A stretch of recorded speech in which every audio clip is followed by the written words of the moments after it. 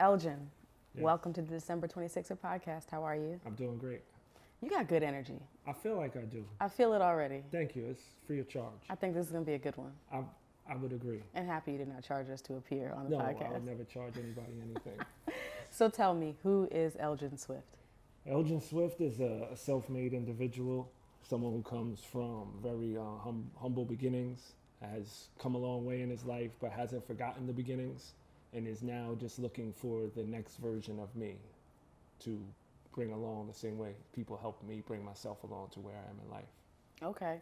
So since you brought up the humble beginnings, Yeah. let's start there. Where were you raised? I was raised majority Yonkers, but bounced back and forth between Yonkers and the Bronx. Yeah. Okay. And what was your family dynamic like at home? Well, my mom, she died when I was young. I was 1 year old. My mom got shot. I don't really know. You know, they say she shot herself. Some say someone shot her. You know, I really don't know. It was ruled a suicide. Mm-hmm. But I don't really know for certain. You know, and so I was raised by my dad. You know, I had a grandmother who was my father's mother, who kind of filled the mother role, sort of. You know, but my dad struggled with addiction in my teenage years. He went to jail when I was 16. So from 16 to now, I've pretty much raised myself with, you know, the guidance of different individuals throughout the course of my life. So take me back. When was the moment or your earliest memory of realizing that you did not have a mother? I didn't really realize till other people asked me, you know, to like, because, you know, growing up, typically you grow up in certain neighborhoods, it's always like the mom raising the people and the dad might not be there. Where my dad was there, but my mom wasn't there. And people were like, well, you know, where's your mom? And I didn't really know the difference. You know, this is probably 5, 6 years old. I didn't really realize anything was missing because I didn't know my mother. So, you know, people would ask me and, you know, like, where's your mom? And I don't know. You know, I call my grandmother mom, so that was kind of like my mom to me. But then that kind of sparked curiosity. And, you know, as a young age, I was told different things. I was told my mom originally told me she died in a car accident. Then, you know, the story transformed to, you know, she had a brain tumor. But then when I was like 16, I was in Florida visiting my mother's parents. Yeah, I believe I was in Florida. Yeah, and then they told me how she really passed away. So that was kind of like, that was kind of shocking. You know, that was not something I expected. But I didn't really feel a void because I think to miss something, you have to have it initially. Right. Yeah. So was it her family or your father or father's family that was questioning how she really passed away? My mother's parents. Yeah. So, you know, I guess when you have a child, probably you never maybe can come to terms or want to admit that maybe your child took their own life, you know, so that could be where it stemmed from, you know. I don't really know, but they definitely were the one that was said, you know, it was ruled this, but we are not sure if that's what happened. Right. I think there's always that internal belief that something happened. Yeah. This person didn't make a decision in that moment. Yeah, I think they definitely put some blame on my dad because, you know, my dad had a lot of guns. Like, you know, my dad was an interesting dude. He was like kind of like half in the street but half not. You know, What do you mean by that? Like half in the street and half not. Like he worked the job, but he always tried to get a dollar outside of his job or trying to figure it out. He was more like a manipulator of the system, so to speak. You know, he was into guns and stuff like that. So there was always guns in my house growing up. And, you know, the gun that she got killed with was one of his guns. So, you know, he ended up getting arrested for having illegal firearms and stuff like that. So I'm pretty sure they felt the way about him. Probably put some blame on him. Right. So how old were you when you realized, okay, my father has some issues here as well? He's battling addiction. You know, as a young kid, there was no signs of it. You know, like I used to come home and, you know, he had company and they had what would look like a hookah now, you know, and smoking weed and it just smelled funny. And, you know, you were just kind of like, all right, that's normal, like smoking weed, whatever.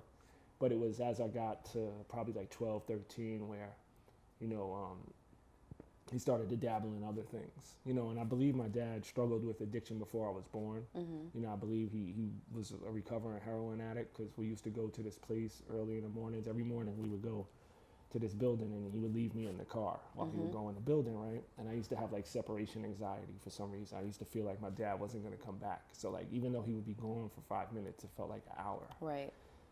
So years later, like I realized that was a methadone clinic.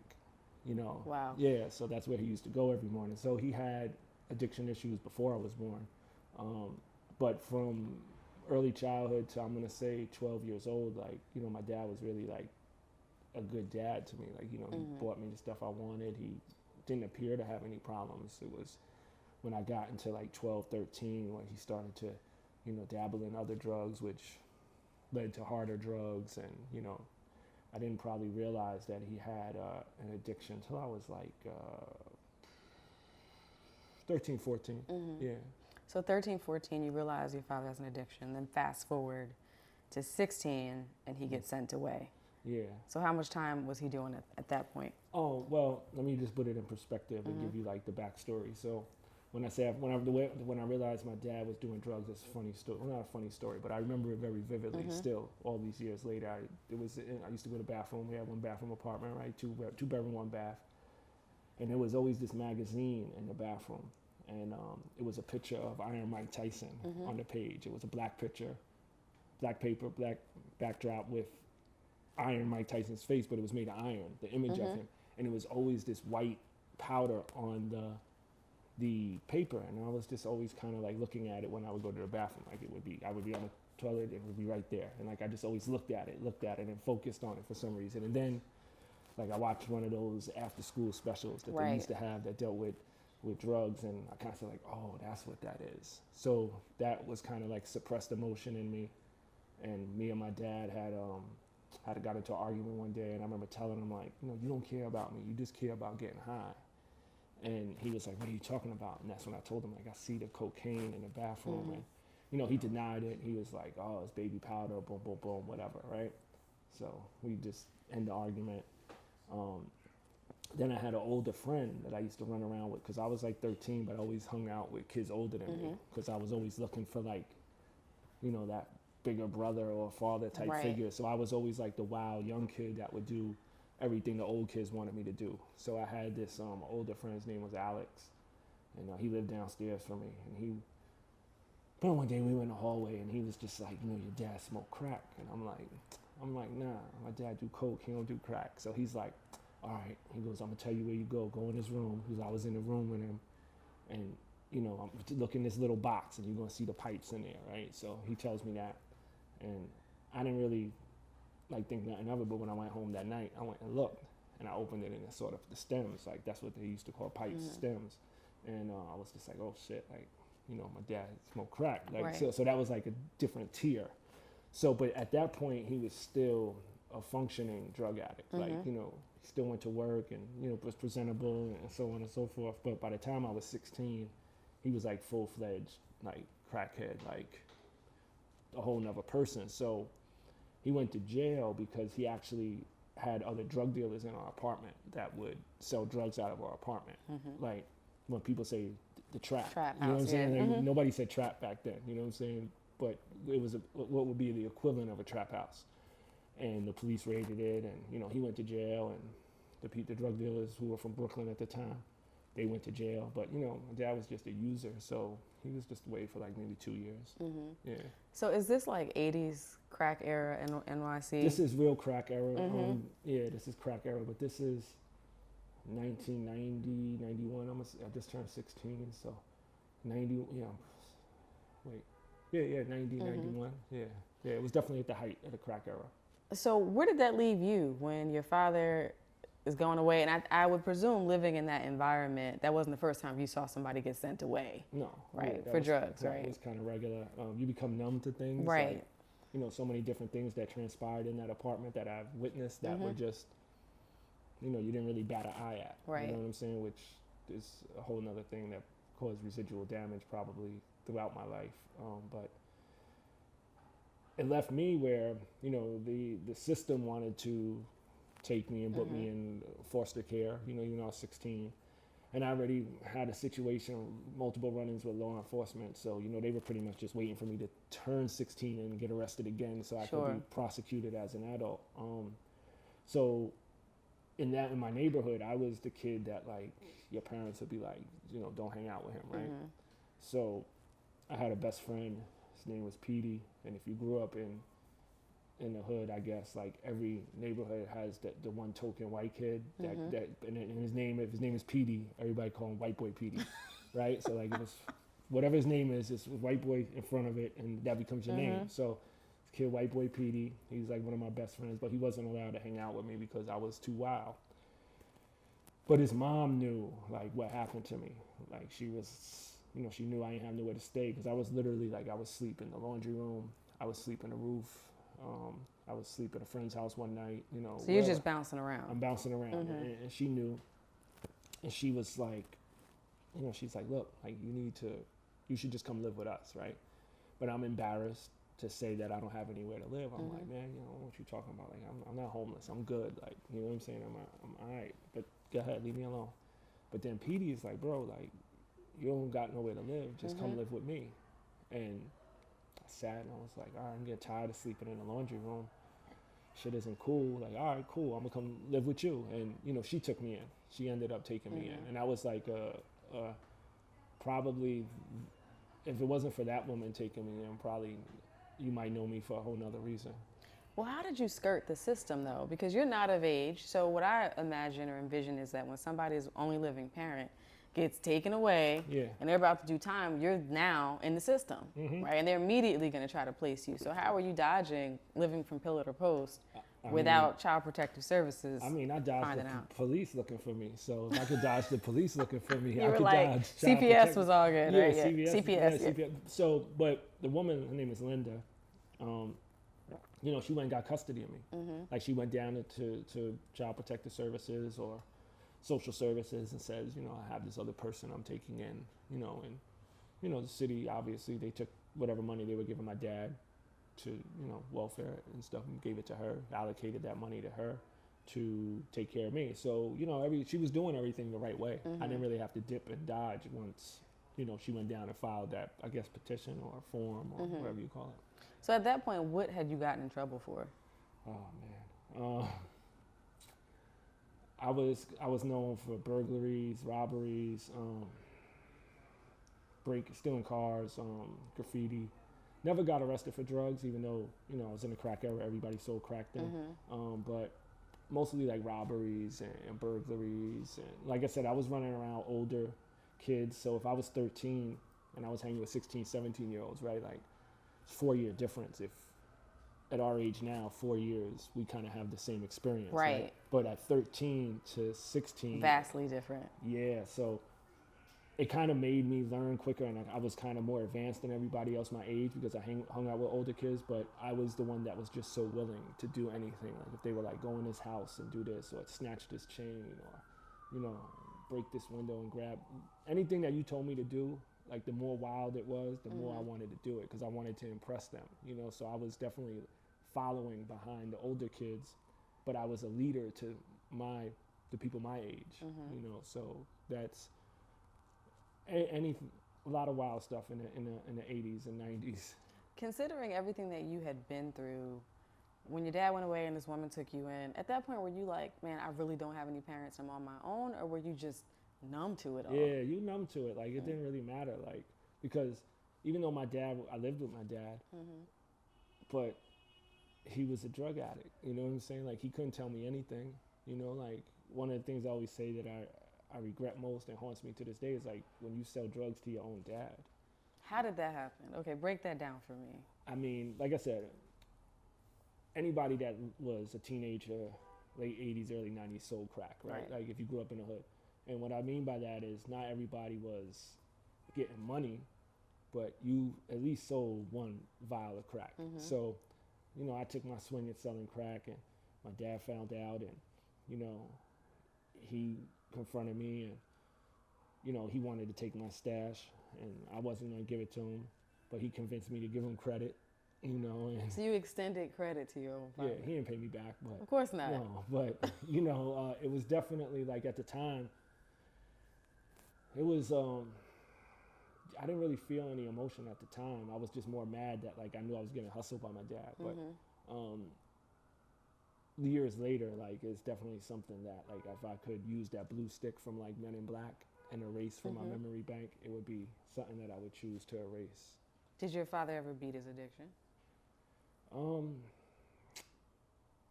At times. I mean, I think he's clean now. We don't really talk. He has dementia now, so he's in a shelter somewhere in the Bronx. I haven't seen my dad, I'm gonna say since like 2005. I haven't spoken to my dad, but there were times where he got clean, and then you know, like addiction, you relapse. Right. I think he's been clean, but I don't know if that's by his will or because of the disease he's suffering from. As someone, I relate on a level who understands what it means to have a father who suffers with addiction. Sometimes you have to come to a point to say, I love you, but I'm going to love you from afar. Because that addiction is always going to come before any and everything else. Did you have that moment where it was like, this is not going to work? Like, you drew a line in the sand and sort of separated yourself, or was it just sort of a gradual uncoupling or distancing? As a teenager, I don't think you think in that detail. You just kind of throw your hands up and say, F this, you know what I'm saying? But I was kind of saying F this to everything. School, my dad, my life, in general. So no, but there was a point where I just disconnected from my dad as an adult, and that was when I bought my first home. And it's funny, like I have an 18-year-old daughter, right? And my dad never met my daughter. Wow. So I bought my first house in 2004, I'm gonna say. And I was telling him like, yo, Dad, I bought a crib and boom, boom, boom. And I was getting to the point where my daughter was 5, and I was, thinking like, all right, my dad should meet my daughter and my wife at the time. And I remember him saying like, well, where'd you get a house from? And I said, well, I work, like I save money. And he kind of said like, no, you couldn't have did that. Like you couldn't have, somebody must have gave you the money to buy the house. And that was insulting to me, and that's when I had like a breaking point with him. And I was like, went off on a tangent, like, bro, I'm not like you. Right. Like I'm different, like I work for everything I got. I don't need to scam the system to get something or beg somebody to get something. I did this on my own, and we got into an argument. And that was like the last conversation we had. Do you have feelings of longing that you don't have that father-son relationship? Yeah, all the time. How do you resolve that? Yeah. I don't. Or do you? I don't. You don't. Like I think at a younger age, you kind of take what you want to get from your dad that you might not get and look to get it from other people. Right. But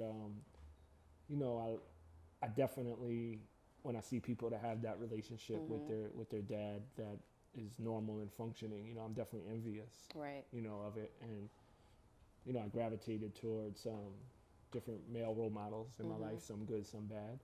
But I don't think I'll ever come to terms with it or be accepting of it or be over it. Right. Yeah. I think I have the experience where, you don't think about it every moment of every day, but it could be something as simple as going to get a tune-up. And I see a dad in there with his grown daughter, like talking to the mechanic, like making sure make sure you take care of her. She needs 2 tires, what have you. And then that is when I feel that pain and that sense of longing. You go through the day-to-day, but when it's those moments, those real life reminders of what it is that you don't have, that really calls up those unresolved issues as well. Yeah, for me, it's funny, like growing as a young teenager you would watch these shows on TV with the functioning family, where it might have been Family Ties, Growing Pains, The Cosby Show, right? And I just remember looking at the TV and wanting to be those characters. Right. You know what I'm saying? And so those were particular moments that stand out where I knew like my life would never be, the relationship with my dad just was never going to be what I wanted it to be. But, I think in life what you go through can do one of two things. You can take what life did to you or someone else did to you and do it to someone else, or you can go and make sure you are the complete opposite. Right. So like when my daughter was born, I made sure that, everything that I didn't have, she did, in terms of just availability, access, and as a father, having a father there. So, I went extra hard in that capacity, and granted, I didn't really have a manual or a reference point on how to be a dad because I didn't really have one. But, I would reference TV or movies and kind of say, okay, I got to mirror this. I always tell people that have kids, that are just having kids, especially when I have a daughter, like I tell all my friends or people I know, like, you got to be the man that you would want your daughter to date. Absolutely. You know what I'm saying? Because that's the example you want to set. So that's what I tried to do for the last 18 years. So at 16, you were not that guy, though, right? Which guy? The guy that you would want your daughter to date. No, definitely not. So how did you get from that to running from the cops, getting taken in by this family, right. your dad going away, to homeowner, husband, father? Right. Like, what was the switch for you? I mean, it didn't happen overnight. It started with that woman taking me in, and initially it started where I've just figured I would hustle her.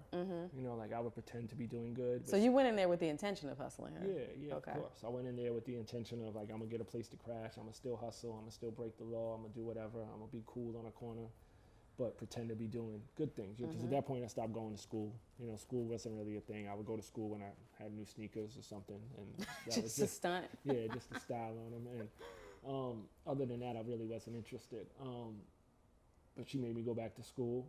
And I remember initially I was like, all right, this is cool. Like, I got a place to eat. There's always food. I wasn't used to being in a house with food. I was super skinny at a young age because I was malnutrition, to be honest. And then, like, I felt something different. Like, I was like, all right, I started to feel the love of somebody, like unconditional, and I was like, oh, this is different. Like, she's not doing something for me because it benefits her. She's doing something for me because it's what she wants me to be better. Right. So I started feeling guilty about deceiving her. And so gradually I started to, if I had both feet in the street, eventually it was 9 toes, 7 toes, 1 foot. Eased out. Yeah, eased out, and it took a long time. I mean, I walked away from the streets. I remember vividly, I'm going to say probably around 1998 or so is like when I really, 1990, somewhere around 98. So it took some years. Oh, it took a long time. But like, I remember everything that happened to me, I would say if I made X amount, right, or I made $5,000 doing whatever, right? Eventually I would lose $8,000, and I just kept going 2 steps forward, 4 steps back. Because that's how it works. That's how it works, right? And I remember, it's funny, like everybody swipes now, right? I was doing swipes in the late 90s. Really? Yeah, so, and I had a whole different way of doing it, but I remember doing it, and I was always taking losses. Like, people used to rob my crib and take my clothes, and, all different types of stuff would happen to me. And I remember being in Cross County Mall in Yonkers, and I'm just like, I just took an L on something, and I remember being like wild stressed about it. And some type of intuition or something inside of me was like, as long as you continue to try to get over, you're never going to get ahead. And I convinced myself that it was like my mom watching over me, like giving me these lessons, like, okay, you want to keep trying to be slick, pop, take this L, And I was like, all right, I'm going to give this straight life a try. And when I did, for some reason, things started to change, So what does a straight life look like, right? Because everybody knows once you've been in a life of crime and you've made choices that have given you a record or, you didn't finish school, one of the reasons why people go back is because they can't get ahead without the appropriate credentials or what have you. So what did giving this, going on the straight and narrow, what did that look like for you? Well, I always knew how to get $1. And whether legally or illegal, it's just like a God-given talent. Like, I just had this ill thing about me where, like, anything I want to do, I've been able to do just about, right? So I always found a way to get a job, and, I tried to do things at the job that weren't right. And anywhere I did, I was looking for angles on how I could do some things. But I was always charismatic. I had a way about me where I could get people to do what I want, and I could always navigate through any system for some reason. Like, any scenario, I was always able to navigate my way through. And the adjustment was kind of easy because even though I wasn't in the street, I was still in the street. Like, I was still outside. I was still on a corner. But I just wasn't engaging in the extra activities, and said, all right, I had a good job at the time. You know, at that time for how old I was making good money working in a restaurant. So I was like, I'm just going to work this, you know, and then you get promoted and, you know, you get a better job and, you know, higher position and you start to meet different people, right? So that was like one of the turning points too in my life, because up until that point, that particular job I had, all I knew was like a 6-block radius. Wow. You know what I'm saying? Like I've been out to other neighborhoods. Like I was traveling to Brooklyn, Queens, the Bronx, even but living in Yonkers. But I mean, like my existence was that environment, you know? So I didn't really understand that if you work hard, you can get ahead. I didn't really understand the idea of traveling, you know, going to restaurants and, you know, thinking beyond the trivial nonsense that goes on in the hood, you know? So I go and get this job in this Italian restaurant. I'm a busboy and, you know, I'm working with all white people. And, you know, I started seeing how they lived. You know what I'm saying? Like they had functioning families. They had goals. They had, you know, plans for their future. And I was like, well, man, I don't got any plan. My plan is like, if I go to jail, I'm gonna come home, you know, and hopefully I could get on welfare and get an apartment. You know, like that was kind of like my mindset. Like that was my ultimate goal, get my own apartment, right? And how old were you at this point? Well, when I started at the restaurant, I just graduated high school, so I had to be 18. Okay. Yeah, I was 18. So being around those people, being around people different than myself, you know, kind of made me look at things differently. Like, okay, you know, why am I limiting myself to what I know, you know? And so I worked at the restaurant for 10 years. 10 years? Yeah, I worked at the restaurant for 10 years. Did you work your way up? Yeah, of course. I always did that. And that's how I then transitioned to in a different career, because one of the customers at the restaurant worked in the field I work in now. Was like, you know, I think you would be good at this and you should give it a try. And then I did. And the same thing, I went into that career and, you know, climbed up the ladders there. So I just always had a way about me, you know, for some reason. So what kept you busting tables, right? Because we know being a busboy, you're making no money. Nah, you was making money. As a busboy? Listen. Did it compare, though, to like street money? It kind of almost did. How? All right, well, like I said, people lie when they talk about selling drugs. Like, everybody I knew that sold drugs didn't make money. You know what I'm saying? Like, we made a couple $100. You was getting, you know, $100 on a 500 pack. So, you know, you wasn't really making money. Maybe you made $100 a day, right? To risk your freedom, you know, and you know, granted, when you're selling drugs, you having fun because you outside, like it's just being on the corner and talking smack, and you know, the day passes by quick. It's not really hard work, but I was 18, being a busboy, making sometimes $500 a week. Right. And so to me, at that time, 1994, that was a lot of money, you know, for 18-year-old cash, you know. So that was like the incentive, like, okay, I could chill. It was keeping you there. Yeah, it was keeping me there. And then as you went up and you grew in positions, and, you know, waiters was making more money. And, you know, being a waiter definitely helped me be more outgoing, you know, because growing up, you were taught to be standoffish. You know, you were taught to stare at people and, you know, be mean. And, it's the New York way. Right. Yeah. And that kind of forced me to come out of my shell and talk to people and, you know, help me become more articulate and, you know, dialogue with customers that were wealthy, gave me a more worldly view, you know, opened my eyes to different things. So, yeah, that job definitely groomed me to become somebody else. Yeah. So when did you meet your wife? Or your former wife, I right. should say. I was dating her friend. Wait, you were dating her friend first? Yeah. Okay. I kind of had a habit of doing those things. So you were moving within the same circles? I mean, it was always easy, like, you know, just kind of rotating things. It's convenient, you know. They already knew They all run together, yeah, right? They okay. Liked me, so, no, but we actually worked together before I worked in the restaurant in Pathmark. So good old Pathmark, which is shut down now. Yeah. Is it shut down? Yes, Pathmark is done for. Yeah. Yes. So, you know, we was the cashiers, and she was the cashier next to me. And, you know, I ended up breaking up with her friend. Her friend went away to school, and, you know, we ended up becoming a thing. And, you know, that was really that. And how old were you when you got married? I got married in 2003. So we was together a long time, you know, like 10 years before we got married. Like, marriage was never really a thing for me. I married or unmarried, it didn't really change anything. I did it because I had a daughter, and, you know, I just wanted my daughter to her parents were married and stuff. So I didn't wear a wedding ring or anything, not because I wasn't committed to the relationship, just because I'm not into symbolism. Like, to me, a piece of paper and all that stuff is cool, but at the end of the day, you got to be committed to somebody. So I did it for legal reasons and to kind of set an example for my daughter, more so for the sake of the relationship, because the relationship was already established. So how does one be an upstanding partner, be it just longtime significant other or husband and father, when they don't have a good example of that?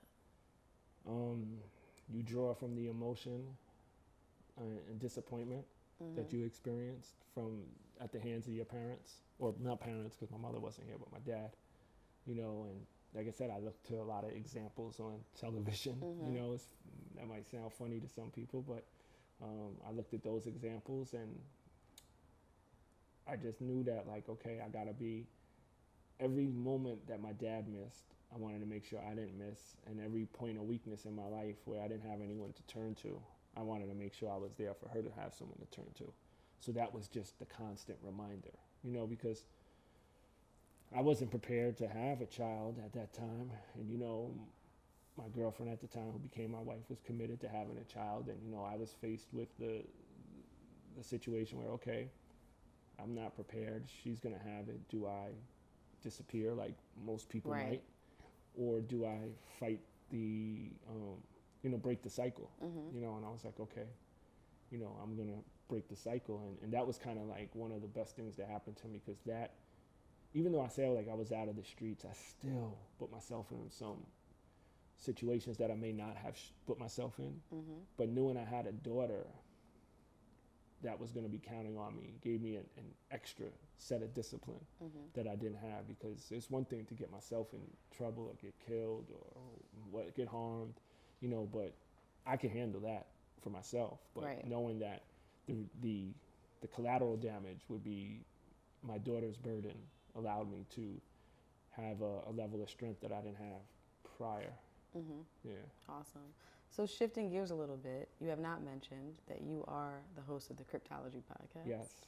Tell us what the Cryptology Podcast is about. The Cryptology Podcast is a podcast about cryptocurrency and blockchain technology, which is, most people know the term Bitcoin. Right. It's a part of the Bitcoin ecosystem. It's a podcast about investing, about technology. It really started because I always been into technology. It's like one of the few dudes in the hood with a computer. So how did that happen? Because in my research, I did hear about this computer in the hood. Yeah. So first of all, what kind of computer was it? It was a Commodore 64. The good old Commodore. Yeah, we had one of those back in the day. Everybody did. So not everybody, but the lucky people You did. had the Commodore 64. Yeah. What could it even do besides word process? I feel like I remember like a couple of games on it. But I had so many games, and if you were lucky enough to have a modem, you could go on what would be considered the internet before the internet, where you didn't, the internet now is a bunch of servers and people pull their information off the servers, but back then you had to actually call somebody's house. Which is just crazy. Right, so I would call your computer, and my computer and your computer would talk, and we would exchange games through the phone. So my dad was really smart, right? My dad was, before drugs, and this is one of the things that really drove me crazy after his addiction, because my dad, if he took an IQ test, he was a genius. Like Mensa level. Yeah. He was like legit genius, and he was in the computers, so he bought us a computer, and that really was like a big bond for us. Like we spent so much time using a computer and learning everything about the computer, and that kind of kept me inside for a couple summers. And then after addiction, he couldn't even like process writing down a phone number, so that used to drive me crazy, like to see the change in mental capacity. But the computer just was tech was always something I was into. So I get into crypto, I get into Bitcoin, and a lot of people would see me talking about it on Twitter and would ask me advice. And, I don't have a big following on Twitter, a couple thousand followers, but I got good quality of followers because of things that I've done prior. And some people that were pretty well known would always ask me advice about crypto and this, that, and the other. And I was actually up in Montreal with somebody, and he was like, I think you should do a podcast on it, like that'll be kind of cool. And I was like, oh yeah, whatever. So I come back down to New York, and then I'm thinking about it for like 6 months. And I was like, all right, you know, I approached the people, A King at Loudspeakers Network, who I have a relationship with, and I was like, you know, I got an idea for this podcast. And, you know, the whole pitch was, it was going to be to talk about tech, crypto, investing, blockchain to poor people or people of color, people that necessarily don't get spoken to about these things, because we get so caught up in, you know, the nonsense, you know what I'm saying? We get distracted, whether it's World Star, Vlad TV, you know, stuff that really doesn't. The shade room, yeah. Shade room, right. You know, like, not that I don't like those things. Right. But I feel like, you know, diet of the mind is important, you know, and we definitely consume a lot of junk food. So I was like, you know, there's so many people out there that should be getting hip to crypto, because it's at the infant stage. You know, there's an opportunity to really get on something that can change your life if you become an expert in it, because there's no experts right now. It's so new. So it was really like, okay, let's give that a shot. And it's funny, you know, I was originally starting it with someone else who's no longer on the show, still a good friend of mine, and I brought in a guest on the first show, which was Carl. And, you know, me and him, we knew each other from Twitter. We never met in person. And he came on the show, and we had such good chemistry or energy. I was just like, yo, I just kind of want you to be on the show every episode. And, you know, we kind of just did it like that. So it was just my way of giving back. You know, like, okay, listen to this, enjoy it. I'm going to crack jokes. I'm going to make you laugh. I'm going to spend half the show talking nonsense. Just off on a tangent. Yeah. But then the other half, you're going to hopefully absorb something and go and research some of the stuff we're talking about. And we've had so many people that send us messages like, hey, man, you know, I appreciate you so much. Like, I would have never thought about investing or any of that stuff prior to your podcast. We have people send us money. Really? Know? Yeah. So it was just like, that's what I do it for. Like, I told people, like, if I never made $1 off the podcast, I don't care. Like, that's not what I did it for. Right. I did it because it's about change, you know, and impacting people. Because I always say, like, when you die, if your tombstone says, I made a lot of money, like, you didn't really do anything. Right. You know what I'm saying? But if you could just have impact on some people's lives in a positive way, you could lead this earth in good spirits. So how did you discover crypto? It's still fairly new. So I'll say, how and when did you discover crypto? I first discovered it in 2012, and I failed to actually buy some, which I regret, because I was at work and I was telling somebody at work, like, hey, I'm about to buy some Bitcoin. I'm gonna put a couple stacks in it and just see what happens. And I got distracted and I never went back to it. And, you know, it was 2012 or so. And I remember last year, 2017, looking like, man, if I would have put a couple stacks in it, I could have had a couple $100,000 right now. Exactly. Right. So I was kind of mad at myself for that. And I saw these other coins that were starting to make noise. And I was like, all right, I'm not going to miss the bus again. And I put some money in it. And, you know, I turned a small investment to a big investment. And that, you know, once you start making money in something, then you just become like obsessed with it, I guess, and start researching and learning more. And I just kind of became this voice or source of information for crypto for people in the hood. So it just made sense to, you know, put it into a platform with a bigger reach. Well, let me ask you this, because there's a general mistrust anyway within certain communities around things that they may not necessarily understand or just seem vague or mysterious. Yeah. I think the issue that people have with cryptocurrency is that it's not everywhere. It's not pervasive yet. It still seems like this mysterious thing that's out there in the ether that I can't touch and I don't understand it. Yeah. How do you overcome that suspicion in the hood, essentially, and get people to see this as a legitimate investment opportunity? Well, let me ask you a question. I assume you have a job? Yes. Okay. When's the last time your job ever gave you any money? Never. Right. It just appears in your account. Right. Right. But you never really touch it. Right. So it's the same thing. And I just tell people, like, imagine being in, what year was that? The late 1800s when people I don't know what, maybe late 1800s, when people transition from actual gold to a piece of paper. Like, what's more spookier than that? You know, so this is just the next phase, because we went from the barter system. We might have traded horses and hays, right? Horses and hay to gold. Well, actually, probably has like clams and shells, right? And gold. Then you went to the dollar. Then you went to plastic, which was, you know, credit cards and debit cards. This is just an extension of that. You know, how it ends up being used is up in the air, but, you know, it's no different than buying a stock. When you buy a stock in a company, you don't touch it, right? Like, they don't send you a piece of the company. You don't get a brick in the mail, like, hey, here's your part. You don't get 3 pebbles, right? So it's no different. You just have to I tell people just to read and research, use logic, and I always tell people too, like if you're just making money to buy things that don't make you more money, you're really wasting your money, because the jobs that we have, like I go to job, I work 40, 50 hours a week, but I use that money to fuel my other dreams and other aspirations, and some of it is crypto. Right. Some of it is real estate. Some of it is podcasting. Some of it is, I have other things in the works, other businesses. All those things are fueled by my job, but my job is not my end-all, be-all. It should never be anyone's end-all, be-all. And I think the disconnect sometimes is people get a pretty well-paying job, and it takes a while to get there, right? You work over years, you build up equity somewhere in a company, or you build up experience until you get that well-paying job.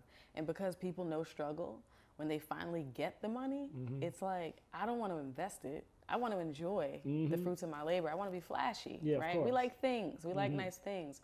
I think part of it is the delayed gratification too. Like, I'm investing in something that I may not fully understand, or I'm going to have to sit on for however long. I don't know what I'm going to get on a return on it. And I'm also sacrificing my ability to floss today. Right. So I think it's that too. And I'm not sure how we change that mindset, especially with people who don't have a lot as it is, and then they get a little, and we're saying, okay, now invest in your passion and grow this into something long term, something that may be slow growing. I think the way you do that is proof of concept. So when people saw people making money in crypto, then all of a sudden it became exciting. So I think you have to know someone that you believe in, and they show you that what they actually achieved, and they paint a picture for you on where this is going long term. But I say all the time,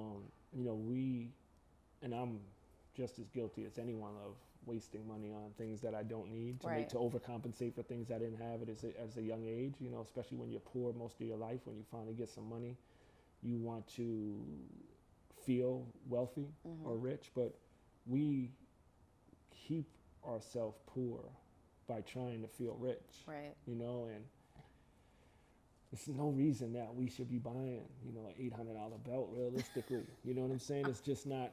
It just doesn't make sense. Like, I've done it, you know what I'm saying? And I continue to buy things that don't make sense. Now I might buy different things. Maybe art is something that might be worth something in the future or not, but I'm really buying it because I connect with it.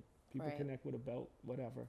But just don't let that be all you spend money on. Absolutely. You know what I'm saying? Just take a fraction of what you do and put it in, whether it's, make sure you got your 401k, if you want to do stocks, if you want to do crypto, but do something, just don't spend 100% of what you earn. Right. Yeah.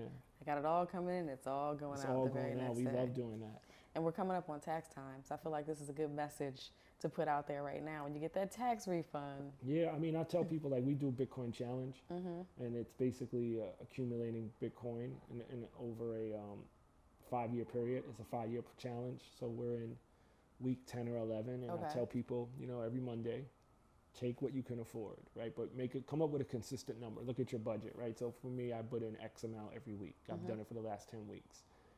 Come up with what works for you. Just because I put this amount in doesn't mean that you could put in $10. Right. If you do it every week for the next 5 years, you're going to accumulate a position. And I promise you will get in 5 years, I would be very, very shocked if you don't get 100% return on your investment. So, you're talking about turning 5,000 into 10,000. Right. Just by doing nothing. And that's 2 lattes. Yeah, it's exactly. You know what I'm saying? $10 a week, and pretty much anyone listening to this podcast can afford $10 a week. Right. You know what I'm saying? So there's no reason not to. So outside of the Cryptology Podcast, when someone says, I don't know the first thing about crypto, but I want to learn, where do you guide them or direct them? I tell them, Google is your best friend. Google Bitcoin, Google blockchain, Google Ethereum, Google Litecoin, Google cryptocurrency, and read those 5 things, learn those 5 things, right? Then come back and tell me what those 5 things are. Let me make sure that you actually understand how they work and what they do. And once you understand them, it's not complicated. You know what I'm saying? Like, we get intimidated by things because we don't see people like us in that field. Right. You know what I'm saying? Like, if you told me, when we were growing up, if someone gave you a basketball, you might have never played, but you wasn't scared to try because you saw everyone like you doing basketball, or rapping. We see everybody we know rapping, so we feel like, oh, I could do it. You know what I'm saying? You have a different level of confidence, but we don't see people in the tech space. So we might look and say like, oh, I don't know, that's kind of spooky. But it's not hard. You know what I'm saying? Especially when you come from I hate to use the word the hood, like when you just come from unfavorable conditions. Right. I feel like the level of intelligence in those conditions is so underrated. And ingenuity. Ingenuity. The ability to be enterprising, all of it. Yes, nobody is more, has more ingenuity than the people that don't have anything. So we kind of underrate ourselves, just because we might not have the education that can be validated. Right. But we definitely had intelligence. Everybody listening to this has the intelligence and, the ability to just learn and consume information and apply it. So what else do you think can be done? We have podcasting, we have Google, but to break down those barriers to access to information to people who are in underserved areas, especially young people, because trust and believe, there are certain populations where they're learning this before they're even out of high school. Listen, man, you go right now in Africa, though, in India, some of the poorest neighborhoods, there's kids that are building computers out of spare parts found in the garbage. You know what I'm saying? So the ability to do things is proven. But, we need more access and more information. Like I said, I feel like everybody that's creating these curriculum programs for inner city, I feel like we focus on the same stuff. It's either a sports program, a music program, or a fashion program, right? Like those are the three pillars. And those are cool, but we definitely got to look at the tech space. Like I got friends that have younger kids and they're like, I'm sending my son to football camp, basketball camp. And I'm like, yo, that's cool. But send your child to coding school. Right, STEM. Yeah, like these are the things that is going to really put them in a position to win in life. So, we talked to a couple people about putting together a curriculum on blockchain and technology in general in some schools. And, we might be able to see it through. We're in the infant stage of having those conversations. We toyed around with this thing called the name Learn to Earn University, which talks about investing and, managing money, because in high school, none of that is taught. Right. We are taught the most basic stuff that isn't applied in real life situations. So just imagine if we were taught how to manage money and the basics of investing and saving and, taking your money and using it to make money instead of just buying merchandise. And learning that early. Yeah. Because eventually, like, a lot of us catch up, like our 30s or late 20s. Don't even know what their credit score is till they're 25. Right. You know what I'm saying? Like, so it's ridiculous. The school system is failing people, but, we also have to hold ourselves accountable, whether it's parents that are not giving their children that knowledge, or the younger people who are in their early 20s not seeking it out because they're seeking out information that is really useless. Right. Yeah. So, tell me about a time when you had to be extraordinary on an ordinary day. Most of my early teenage years, one moment that I always reflect upon, and I talk about how when you're going through adversity at a young age, you usually come to a parent and talk to a parent and say, this is what I'm going through, and they direct you and guide you, and I didn't have that. So I kind of developed a relationship with God. I was like, all right, I need somebody to talk to, and I can't talk to my dad, and I can't talk to dudes in the hood because they don't want me to do anything good anyway. Right. And I literally was like, all right, I'm gonna just try and pray. I don't know why I feel this conviction to pray, but I'm just gonna pray. And I remember getting on my knees and I prayed. And I'm not a religious person, I'm a spiritual person. I dabbled in all religions. I was raised, I guess, Catholic. I went and did communion, and then in the 90s I dabbled with Islam, and I kind of, if I had to pick something, I probably am more favorable to Islam or being a Muslim, but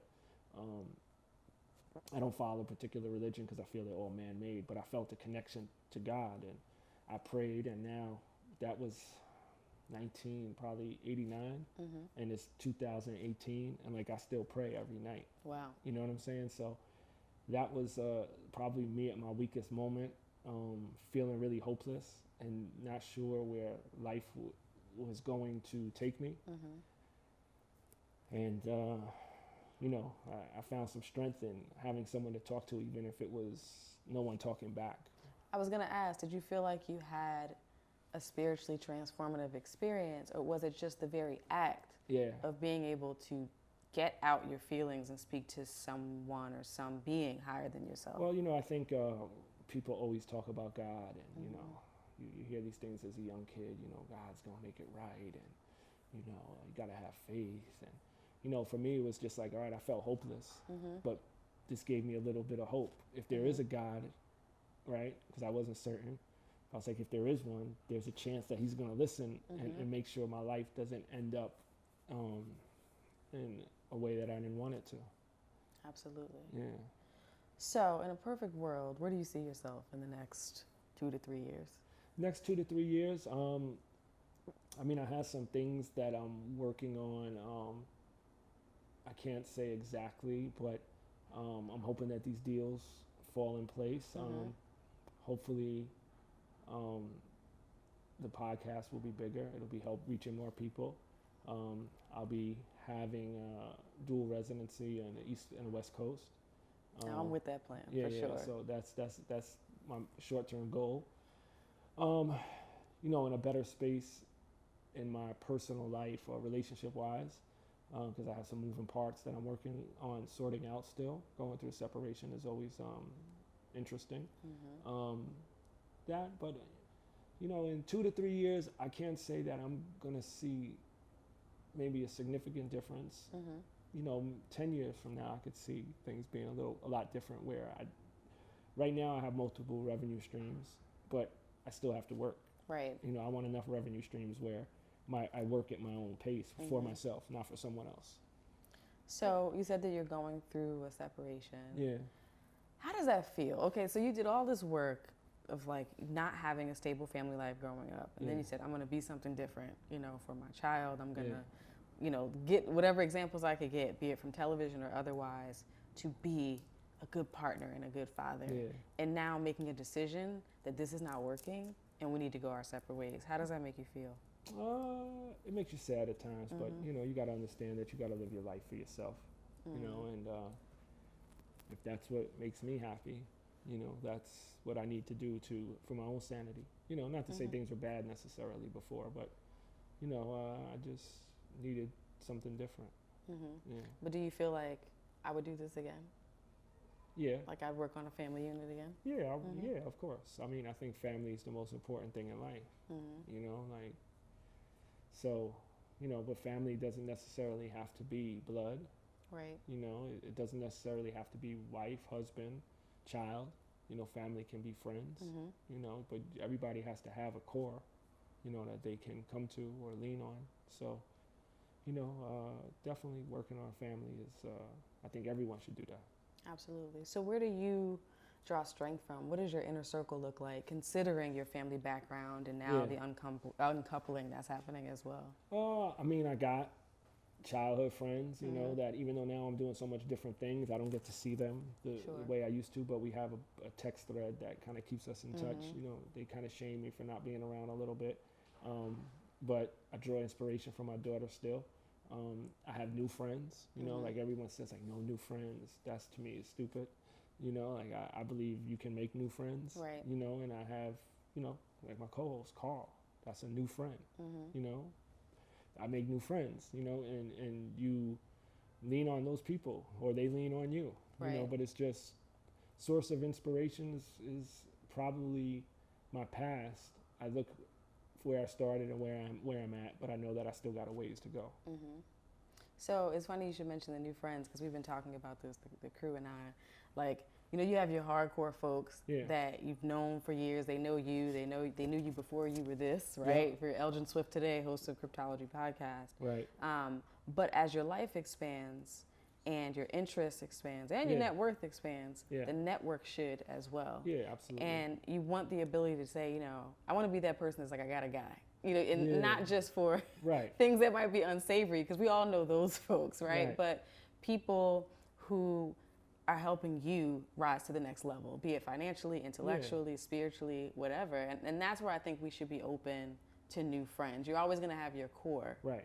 but expanding that circle in a way where it brings you to a higher level of consciousness and helps you to maximize whatever your potential is. Yeah, I think, you know, if you limit yourself to the same group of friends for your whole life, you're really limiting your experiences. You know, so it's like when I talked about going and working in that restaurant. Right. Like I would have never hung out with those people if I stayed in the hood.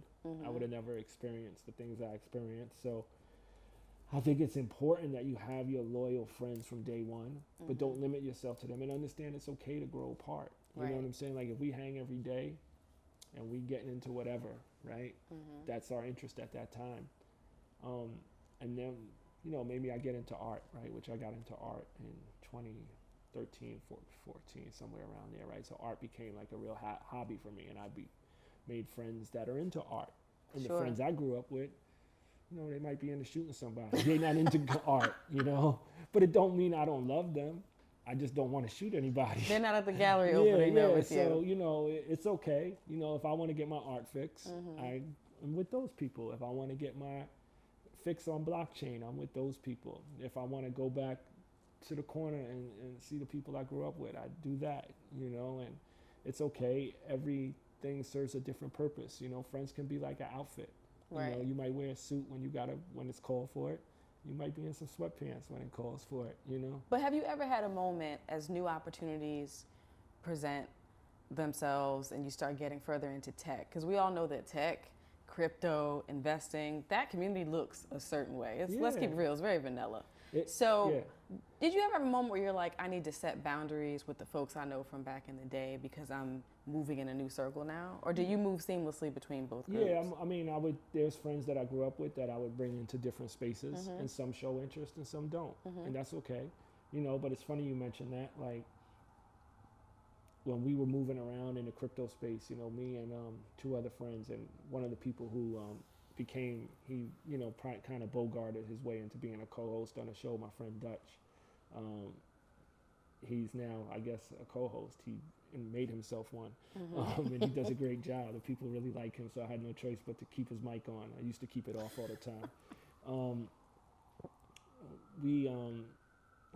So we were going through this thing. We were trying to start up a business, a startup in the crypto space, and we were encountering different groups of people, you know, most vanilla flavored, and we found they fit into one or two boxes. There were ones that kind of looked at us and were like, nah, we good. Yeah, y'all can't do this. And then there were the other ones that were like, well, we don't know if you could do this, but we just want to hang out with some cool people. Right. So like, come on, let's hang out. You know, I don't know if we're going to do business, but let's go do cool stuff. And, you know, I was watching all this unfold, and, you know, when I say I'm working on a deal, you know, I've actually transitioned from, we had this business model which didn't work out, you know, and I pivoted that into a sitcom. Really? Yeah, so I have a deal on the table, and I'm just I got lawyers fighting over the deal, making sure that the deal's favorable. So are you writing this sitcom or just conceptualizing it? I conceptualized it. I helped write it with a writer, a friend of mine named Jace, who's going to be part of our production company. It's called Live Us on Set. Me, Dutch, and Jace, and, you know, we're going to do some things together. But I put a deck together with the help of my girlfriend. She is a great deck builder, and I pitched it, and they loved it. So it might be like, what's it called again, the production company? Live Us on Set. The Live Us on Set, coming to either Netflix or a syndicated channel That's near the name you. of the production company. It won't be the name of the show, but you'll see the logo. But we'll see it in the credits once it comes. The show will have a different name, but we'll know you're behind it. It's funny, the story behind the name. We was at Art Basel, and we were at a party with dudes that were like from the 90s. And, you know, like if you've been around dudes from the 90s, even though I'm from the 90s, like a lot of dudes didn't evolve from the 90s. They're just stuck. They're stuck in the 90s. They're stuck. And I was telling my friend Dutch, I'm like, man, look at these dudes. Like, bro, they always got to be the livest on set. Like, no, at all times. Like, you know, they got to be with whatever. You 45 and you want to bust your gun, you know? And so when we were coming back and we were talking about, like, yo, we need a name for the production company, I was like, yo, we just got to call it Live Us on Set, because to me it's such a funny term because it meant something to us. Now you sound like the old heads at the club, though. What you mean? No, but think about Live Us on Set. You film it. You making movies. You're on the set. Yes. So it has dual meaning. Like when people hear Live Us on Set, it's going to make sense in that space. But when we know what it really came from, you know, it has sentimental value from that trip. So it's kind of, we laugh at the name every time we say it. I'm very intrigued. Did you know a while ago, like, I'm going to work in TV, or I'm going to at least try to, or did this literally just come up? We recorded last night, the latest episode, and I was saying the most important thing in life is the ability to pivot and counter move. And so when we failed at the first situation, I'm always looking for the pivot, right? You know, and how can I counter move and turn something else out of something that didn't work. And like when I told them, like, yo, I'm gonna write a dramedy. It wasn't even a sitcom, it's a dramedy. Like if you took Atlanta, Entourage, and Silicon Valley and put them all together, that would kind of be what it is. And it focuses on minorities in tech. And I started working on an outline of it. And this dude, Jace, that I know, who I met when I was managing artists in the music space, was a writer and director. And I was like, say, yo, I got this idea, et cetera, et cetera. And he's like, yo, I love it. I said, okay, let's work on it. I want you to write the script. Here's the characters. Start writing. You know, he wrote the first episode and he would give it to me and I would share it with Dutch and we would look and be like, no, change this. You know, we would tweak everything. So we had like a first episode written. And I went and pitched it to somebody, to a company. And I pitched it with no deck, no script. Like, how did you even get connected to this company to pitch them? Dutch knew some people there. Okay. He kind of knows people in different places. So I pitched it without a deck, and the person that runs the company was like, yo, I need this. Like, I want it. I love it. But I knew I didn't really have the full package. So I was like, okay, I said, you know, I'm going to get you the deck. I'm going to send you the deck so you can send it to your team and make sure everybody likes it. So it was like crunch. Like, I had to really put the deck together. And I drew out the first 10 episodes in like 48 hours. And, you know, sent it off, and here we are. You know, like I said, I have a deal right now. I could sign a deal if I want, but I just don't want to sign the deal because it's a deal. It needs to be a deal that I'm comfortable with. So hopefully the lawyers can agree, and we'll see what happens. And speaking as a lawyer, if it's the first deal they put out, it's not the best deal it could be. That's a fact. I deal with deals all day, so I already know. You know, your first deal is never your best deal. Never, ever, ever. Yeah. Well, I'm excited. I'm excited to see where this goes. I'm excited to see what happens. There's a small subset of people that I've met in my life where I say they're going to always be okay. And you're definitely one of those people. That. Elgin is one of those people who is always going to be okay. So. Yeah, like I said, I told you in the beginning of the episode, like I have this weird way of willing things to happen. So like I said, I'm someone that doesn't know anything about writing TV shows or scripts or that space. But I got to offer. You know what I'm saying? I got friends that are in that space for 10 years. I got a really close friend who's been in that space for 10 years, and he's like, man, he goes, I'm not going to lie. He goes, I'm jealous, but I'm happy because I've been trying this for 10 years, and you don't know what you're doing. I know people who've been trying to sell one project for 15 years, 18 years. Right. So, again, I could sign a deal, and the deal could never get made, but again, I feel accomplished just in making it this far. Well, I feel like I want to, like, you heard it here first. Yeah, you know, when the show pops, we'll have to come back on. Exactly. We'll have a real PR team. I'll be like, coming with a whole entourage. And then you're going to have, like, all these requirements and a writer. It's going to be like a whole thing. Skittles and sweet tarts. Yes, and, questions that I can't ask. Yeah, exactly. I got it. Right. Don't look directly in my eyes, stuff like that. I got it. I'm glad we got in early then. Yeah, that's a fact. So where can people find you online?